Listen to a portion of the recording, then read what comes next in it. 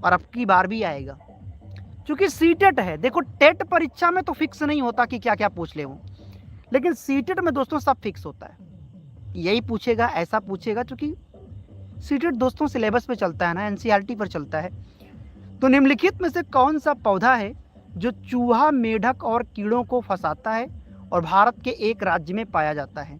घटपर्डी, cactus, रेगिस्तानी okay या croton? प्यारे साथी, हम आपको पूरा बताने वाले हैं, तो तुम घबराया मत करो। रेगिस्तानी ओक तो ऑस्ट्रेलिया में पाया जाता है, जिसकी जड़ें जमीन में बहुत गहरी जाती हैं, कि वहाँ के लोग जब पानी की कमी हो जाती है तो पेड़ के तने में ही छेद करके पानी का प्रयोग कर लेते हैं। क्रोटोन पौधा किसी मिट्टी की नमी को पहचानने के लिए लगाया जाता है। कैक्टस में कांटे पाए जाते हैं। लेकिन दोस्तों ये जो घटपर्डी पौधा होता है, जिसे अंग्रेजी में नेपेंथीस कहते हैं, ये कीड़े मकोड़ों को साथियों फंसा के खाता है। चूहा और मेढक को साथी खाता नहीं है ये। लेकिन हकीकत ये कि एनसीईआरटी ने इसको जोड़ दिया है। तो अगर एनसीईआरटी कहता है कि खाता है तो आप भी मान लो, अगर वो कह रहे हैं ये आम नहीं अंगूर है तो मान लो, क्योंकि जो वो कहेंगे बात वही सही है। हमारे आपके कहने पे तो कुछ होगा नहीं, है कि नहीं। अब मैं इस पौधे को आपको दिखा देता हूँ साथियों। ये है आपका ये पौधा जिसको आप स्क्रीन पर देख रहे हो भाई साहब। अजीब सा पौधा है जिसका नाम है घटपर्डी पौधा। इसका कलर मैं चेंज कर देता हूँ थोड़ा आपके लिए, पीला कर दो साथी। क्या है ये साथियों घटपर्डी पौधा है। घटपर्डी पौधा है ये। कहाँ पाया जाता है, कहाँ कहाँ पे? भारत में तो मेघालय में है। पेपर में पूछेगा कहाँ पाया जाता है, भारत में, मेघालय में। बाकी जगहों पे जैसे इंडोनेशिया में है दोस्तों, इंडोनेशिया में है, ब्राज़ील में है, ऑस्ट्रेलिया में है। इन सारी जगहों पर दोस्तों ये पौधा पाया जाता है। घड़े की तरह इसकी संरचना होती है। इसके मुंह से एक विशेष प्रकार की गंध निकलता है। इसी गंध को सूंघ कर, पहचान कर कोई भी कीड़ा मकोड़ा इसके मुंह पे आके बैठ जाता है और आप पता है ट्रैप बन गया, जाल बन गया, फंसा के खा जाता है ये, है कि नहीं। आगे बढ़िए प्रिय, अगला क्वेश्चन कुछ कह रहा है आपसे। निम्नलिखित में से घरों के निर्माण की विशेषता असम राज्य से संबंधित है, बताओ इनमें से कौन सी विशेषता असम के घरों की है? बताइए प्रिय, असम के घरों की विशेषता आप लोग क्या बताना चाहते हो साथी? घर पत्थर और मिट्टी से बने होते हैं और लद्दाख का है ये। घर बांस के खंभों पर 10 से 12 फीट की ऊंचाई पर होता है, ये असम का है। घर लकड़ी के बने हैं, छत ढलान की होती है, मनाली का है। घर मोटी मिट्टी का होता है, ये राजस्थान का घर है। तो उत्तर होगा ऑप्शन नंबर ए। वैसे भी बांस के खंभों पर जो घर बनाए जाते हैं वो असम में बनाए जाते हैं, क्योंकि साथ ही बारिश ज़्यादा होती है ना, तो बारिश ज़्यादा होने की वजह से वो लोग पहले खंभा गाड़ते हैं। आई थिंक इसका चित्र शायद दिया गया हो, दिखा देता हूँ। आई होप सो कि चित्र हमारी टीम ने दिया है, ये देख लो। तो टीम ने ये चित्र आपके सामने दे दिया है, जिसको एक बार देखो, आप खुद समझ जाओगे कि आखिर असम के घर ये बांस के खंभों पर क्यों बनाया जा रहा है। आप एक अनुमान साथी तो लगा ही ले जाओगे, जहाँ तक मुझे पता है प्रिय भाई।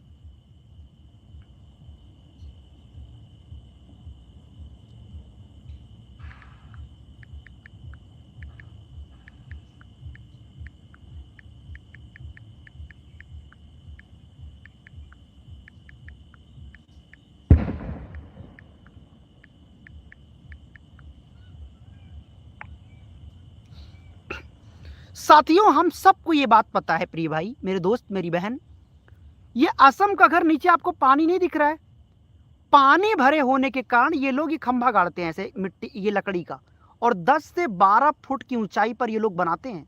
और ये दोस्तों लकड़ी का ही घर इनका प्रॉपर होता है, समझ गए। हाँ, आगे चलता हूँ आपको लेकर। एक डॉक्टर किसी मरीज को आयरन की कमी के कारण होने वाले रोग एनीमिया के इलाज के लिए क्या खाने की सलाह देता है? साथियों, एक डॉक्टर किसी मरीज को आयरन की कमी के कारण होने वाले रोग एनीमिया के इलाज के लिए क्या खाने की सलाह देगा? ये तो फिक्स क्वेश्चन है, मतलब इनको आना ही आना है। देखो जितना क्वेश्चन करवा रहा हूँ इनको करते जाना। इसकी पीडीएफ आपके सीटेट वाले ग्रुप में मैं डाल दूंगा, ठीक है। तो क्या करोगे, 5 मिनट के अंदर में रोज इसको दोस्तों क्या कर सकते हो, हाँ आप रिवीजन कर लेना। तो एक डॉक्टर किसी मरीज को, देखो चावल नींबू से काम नहीं चलेगा, हरे पत्तेदार सब्जियां, गेहूं और आलू जी नहीं, गुड़ आंवला हरे पत्ती बिल्कुल सही है साथी, इसको तो आप कर सकते हो। आगे, मधुबनी चित्रकला के बारे में कौन सा कथन साथियों सत्य है? हालांकि साथियों जब बात मधुबनी की आती है तो बहुत सारी बातें आपको याद करना पड़ेगा। वो मधुबनी जो एक प्रकार की चित्रकला है, वो मधुबनी जो बिहार में एक जिला भी है, वो मधुबनी जिसको एक पेंटिंग कहते हैं। दोस्तों मधुबनी एक जिला है बिहार में जहाँ पे त्योहार के मौके पर चावल, नील और हल्दी के घोल से दीवारों पर चित्रकारी बनाई जाती है। हाँ, और ये चित्रकारी जो होता है ये चावल, नील और हल्दी के घोल से बनता है। यही दोस्तों इसका सही उत्तर है। तो पेपर में कई बार ऐसे पूछता है कि मधुबनी क्या है, तो मधुबनी दोस्तों एक प्रकार की चित्रकला है, कोई नाच नहीं है।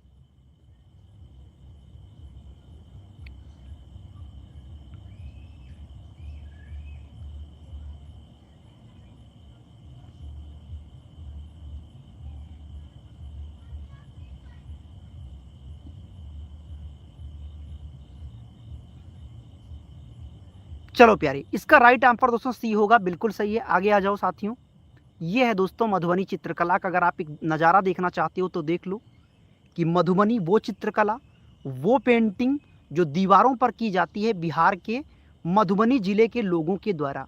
ये साथी पॉइंट आप सबको विदित है, ये मुझे कुछ बताने की ज़रूरत आपको नहीं है। तो अगर पेपर में कभी आए कि मधुबनी क्या है तो इसका उत्तर होगा कि एक चित्रकला है, ये एक पेंटिंग है। आगे साथियों अगला क्वेश्चन है स्लाथ के बारे में कौन सा कथन साथियों सही है? स्लाथ भालू के जैसा दिखता है और दिन में 20 घंटे सोता है। देखो प्यारे, हकीकत तो यह कि भालू के जैसा दिखता तो है लेकिन 17 घंटे पेड़ से उल्टा लटक कर सोता है, 20 घंटे नहीं। जिस पेड़ पर रहता है उसी की पत्तियों को खा के जिंदा रहता है। 50% नहीं साथी, लगभग पूरा। स्लाथ सप्ताह में एक बार सोच के लिए पेड़ पे नीचे नहीं उतरता है, ये भी गलत है। स्लाथ का जीवन काल 50 साल नहीं होता साथियों, 40 साल होता है। दिए गए विकल्प में साथी कोई भी ऐसा विकल्प नहीं है जो आपकी इच्छाओं को पूरा कर सके। लेकिन सीटेट में तो यही खूबी है कि हमको सारा विकल्प गलत लगेगा या हमको सारा सही लगेगा, तो हमको एक सही करना है तो क्या मारूं? देखो दोस्तों, हम किसी और विकल्प पे तो नहीं जा सकते, लेकिन बी वाला विकल्प कुछ हद तक सही है कि स्लाथ जिस पेड़ पर रहता है उसी पेड़ की पत्तियों को खा के जिंदा रहता है। याद रखना, 20 घंटे नहीं सोता, 17 घंटे सोता है। सप्ताह में शौच की क्रिया एक बार करता है। पूरे जीवन काल में 10 से 12 पेड़ों पर घूम पाता है। और इसकी जो उम्र होती है वो आप लोग बताओ, मैंने अभी थोड़ी देर पहले बताया था। आगे दोस्तों ये बताना है आपको, ध्यान से बताइएगा साथी सारे लोग, निम्नलिखित में से कौन सा भारतीय राज्य अरब सागर के तट पे है? अब कुछ लोग कहेंगे सर जी क्या मैप पढ़ना शुरू कर दूं? नहीं भैया, आपको मैप पढ़ने की जरूरत नहीं है। ये टेट एग्जाम नहीं, सीटेट में सेम प्रश्न रिपीट होता है, इसको तुम रट लो। मैपिंग अगर सीखोगे कैसे? अब मैप नहीं सीख पाओगे, सीखने जाओगे तो फिर एक वैसे भी तो मैपिंग कभी कभी आता है, कभी आता भी नहीं पेपर में। तो बताओ क्या उत्तर बनेगा? आंध्र प्रदेश, तेलंगाना, उड़ीसा, केरल, कर्नाटक या महाराष्ट्र? तमिलनाडु, आंध्र प्रदेश या कर्नाटक, क्या उत्तर सही मान लिया जाए? जो आपका विवेक कहे वो बात हम मान लेंगे। चलो प्रिय, आप लोग उत्तर करिए। साथी मेरे भाई क्या कहोगे? निम्नलिखित में से कौन सा भारतीय राज्य अरब सागर के तट पे है? आंध्र प्रदेश, तेलंगाना, उड़ीसा या फिर केरल, कर्नाटक या महाराष्ट्र? साथियों सी वाला विकल्प तो कुछ हद तक लोग कह रहे हैं जो कि गलत है।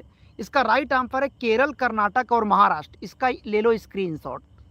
स्क्रीनशॉट रहेगा तो आपको याद हो जाएगा KKM, के से केरल, के से कर्नाटक, M से महाराष्ट्र। आगे मूव ऑन। निम्नलिखित में से किस जानवर के कान बाहर दिखाई नहीं देते, शरीर पर बाल भी नहीं होते, लेकिन फिर भी वो अंडे नहीं देता? हाँ जी, मतलब जानवर के कान बाहरी दिखाई नहीं देते। अच्छा, मतलब उसके कान अंदर की ओर हैं। मतलब कह रहे हैं इस जानवर का कान अंदर तो है लेकिन ये फिर भी अंडा नहीं देता। वो कौन है? मोर है, छिपकली है, मेढक है, व्हेल है?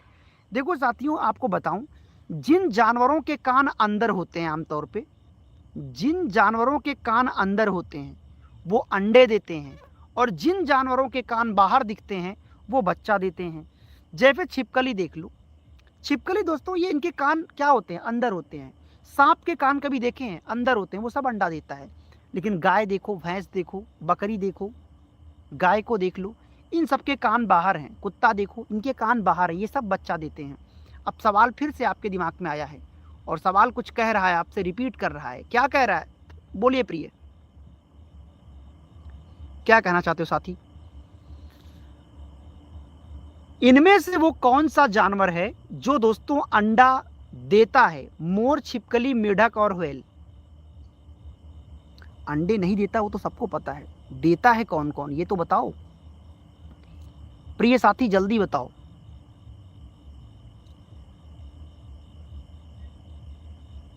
देखो दोस्तों, जो छिपकली होता है और जो मेढक होता है, आप सबको ये बात तो पता ही होगा, लेकिन दोस्तों ये अंडे देते हैं। लेकिन सवाल ये है कि क्वेश्चन क्या कहा, जानवरों के कान बाहर नहीं होते, शरीर पर बाल नहीं होते, लेकिन फिर भी वो अंडा नहीं देता है। मतलब एक एक्सेप्शन है कि कान इसके अंदर है लेकिन अंडा नहीं देता। दोस्तों इसका नाम पता क्या है? इसका नाम दोस्तों जो है वो है व्हेल। ऑप्शन नंबर डी वाला इसका राइट आंसर होगा। ठीक है, आगे बढ़ते हैं साथियों, नेक्स्ट क्वेश्चन की तरफ आ जाओ साथी। भारत में पोचमपल्ली एक गांव है जो अपने विशेष बुनाई की कला के लिए प्रसिद्ध है, वर्तमान में किस राज्य में है? साथियों पोचमपल्ली क्या है? पोचमपल्ली आंध्र प्रदेश का एक शहर है, एक जिला है। पोचमपल्ली साड़ी की एक किस्म है। ये साड़ी इतना फेमस हो गया दोस्तों कि आंध्र प्रदेश में जिले का नाम बदल के पोचमपल्ली कर दिया गया। लेकिन 2014 में आंध्र प्रदेश से तेलंगाना अलग हो गया, तो ये जो पोचमपल्ली नामक जिला है जहाँ पे साड़ी बनती थी वो तेलंगाना में चला गया। तो इसका उत्तर दोस्तों क्या होगा? तेलंगाना। लेकिन अगर विकल्प में तेलंगाना ना हो तो आप आंध्र प्रदेश भी कह सकते हो, कोई दिक्कत की बात नहीं है। पेपर में एक क्वेश्चन और आता है कि साड़ी को बनाने वाले लोगों को क्या कहता है? साथियों पोचमपल्ली साड़ी जो लोग बनाते हैं उन्हें कलमकारी कहा जाता है। ठीक है, मैं आपको आगे बढ़ाता हूँ। ये है दोस्तों पोचमपल्ली साड़ी, आप इसे देख सकते हो। आई होप आपको सामने से आपने कभी देखा हो या ना देखा हो, लेकिन मुझे लगता है कि साड़ी आपको एक एहसास कराएगा कि भाई साहब ये पोचमपल्ली साड़ी है। कौन सी साड़ी साथी है? यही है पोचमपल्ली। एक दिन कोई बालक कह रहा था सर दिखा दीजिए वो साड़ी कैसे होती है प्यारी। तो ये पोचमपल्ली साड़ी, इसका संदर्भ आंध्र प्रदेश या फिर तेलंगाना से है। ठीक है, कहाँ पे साथी? तेलंगाना से है। उम्मीद करता हूँ साथी आप इस साड़ी के बारे में समझ गए होंगे। इसको बुनने वाले व्यक्तियों को कलमकारी कहा जाता है। क्या कहते हैं साथियों? जो लोग इसको बुनते हैं, जो लोग इसको बनाते हैं साथियों, उसे कलमकारी कहा जाता है। अगले क्वेश्चन पे साथियों आप लोग आ जाइए। नेक्स्ट, भारत में वर्षा जल संचय के लिए प्रयोग की जाने वाली जो बावड़ी की तकनीक है वो किन क्षेत्रों में होता था? हाँ जी बताइए। भारत में वर्षा के जल संचय के लिए प्रयोग की जाने वाली बावड़ी का प्रयोग किन क्षेत्रों में होता था? उत्तर पूर्वी क्षेत्र, अत्यधिक वर्षा वाला क्षेत्र, कम वर्षा वाला क्षेत्र या पहाड़ी क्षेत्र? देखो जो मजा हुआ बालक है, जिन्होंने अगली बार फीटेट को पिछली बार बढ़िया दिया हुआ है, उन्हें पता है साथी ये राजस्थान का इलाका है। राजस्थान में ही पानी के संचय को क्या कहते हैं? बावड़ी कहते हैं। पानी की जो वहाँ पे प्रक्रिया है वो बावड़ी कहलाता है। कम वर्षा वाला क्षेत्र ही बावड़ी होता है। समझ गए? अगले क्वेश्चन पे आ जाओ साथियों। नेक्स्ट ये है साथी, कुछ इस प्रकार से आप बावड़ी को देख सकते हो। ये राजस्थान का एक इलाका है। देखो पानी कितना बढ़िया नीचे आपको दिख रहा होगा। दैट मीन्स समझो कि भाई बावड़ी का संबंध कहाँ से है गुरु? राजस्थान पे है। तो इन बातों को आप अपने दिमाग में एकदम फीड कर लो कि काम एकदम सेट हो जाए आपका। ठीक है ना, आगे बढ़िए साथी। नेक्स्ट साथियों, मैं आपको आगे बढ़ाऊं उससे पहले आपके लिए छोटी सूचना। अगर आप सीटेट की तैयारी के लिए सोच रहे हो, समझ नहीं आ रहा कि कहाँ पे तैयारी करें, क्या करें सर जी, क्या कोई बैच खरीदूं? सर टेट की तैयारी तो वैसे ही कर रहा हूं, अब समस्या ये बन गया है कि क्या सीटेट के लिए भी कुछ करूं? नहीं सर, सीटेट के लिए आपको पहली बात तो ना कोई बैच की ज़रूरत, ना कोई वीडियो की कोई ज़रूरत नहीं है। सिंपल सी बात है, सीटेट में 150 प्रश्न आएगा, 90 क्वेश्चन पेडागोजी का पूछा जाता है और 60 प्रश्न कंटेंट से आता है। तो पहला काम बस इतना करो कि पेडागोजी पर कमांड करो। पेडागोजी सीख लोगे ना तो ये 90 नंबर यही करा देगा। बचेगा 60 नंबर टॉपिक का, तो टॉपिक डिसाइड करके पढ़ो। सब कुछ राम कथा नहीं पढ़ते हैं, जो मेन टॉपिक है उन पर फोकस करो। इसीलिए आपकी समस्या का समाधान करने के लिए मैं आपको दे रहा हूँ ये 150 पेज का साथियों ये प्रीमियम नोट्स है, जिसे आप आराम से पढ़िएगा रोज़ आप इसे आधे घंटे 1 घंटे समय देंगे तो आपकी नैया को ये पार लगा देगा। आराम से 100 पार आप कर जाएंगे। कोई आपको बैच वीडियो की आवश्यकता नहीं पड़ेगी। नंबर स्क्रीन पर 9653050981 पे कॉल करना या व्हाट्सएप पे मैसेज करके साथियों इसे परचेज कर लीजिएगा। आगे चलते हैं। भारत के किस राज्य में लोग सरसों के तेल में बनी मछली खाना पसंद करते हैं? दोस्तों, सा से सरसों, सा से समीर। तो मैंने इसका ट्रिक बताया था कि सरसों के तेल में अगर पकी हुई मछली कहे, चलो बहुत बढ़िया। और हाँ साथी, सरसों के तेल में अगर पकी हुई मछली कहे तब तो समीर हो गया, मतलब कश्मीर हो गया। लेकिन दोस्तों अगर नारियल के तेल में पकी हुई मछली कहे तो साथियों, अगर नारियल के तेल में पकी हुई मछली कहा जाए तो इसका उत्तर दोस्तों गोवा होगा। और अगर केरल में कहा जाए तो केरल में साथियों टैपियोका होता है। टैपियोका साबूदाने की तरह होता है साथियों, जिसको उबाल कर प्यारे साथियों खाया जाता है। समझ गए? इतना ही पॉइंट बनेगा। मिजोरम से सीटेट के लिए आता है कि भाई झूम खेती कहाँ पे होता है?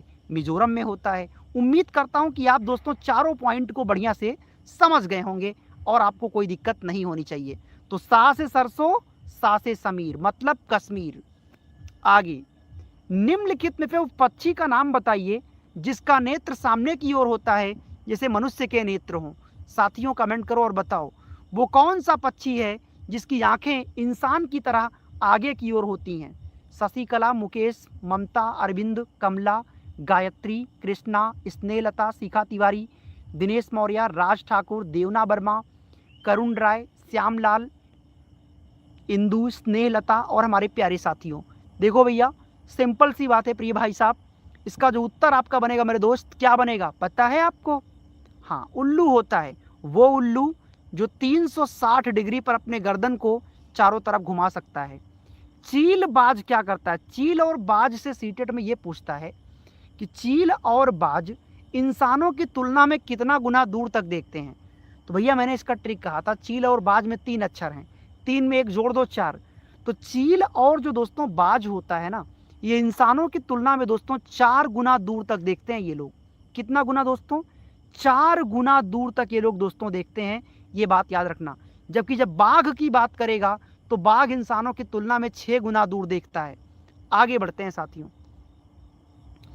हाथी के झुंड के बारे में कौन सा कथन साथियों सत्य है? बताओ, हाथी के झुंड के बारे में कौन सा कथन साथियों सत्य है? पहला, झुंड में मुख्य रूप से नर हाथी और बच्चा होता है। मुख्य रूप से तो नर हाथी बच्चा तो नहीं होता, नर हाथी के साथ मादा हाथी भी होती है। झुंड की सबसे बुजुर्ग हथनी झुंड की नेता होती है, बिल्कुल सही है।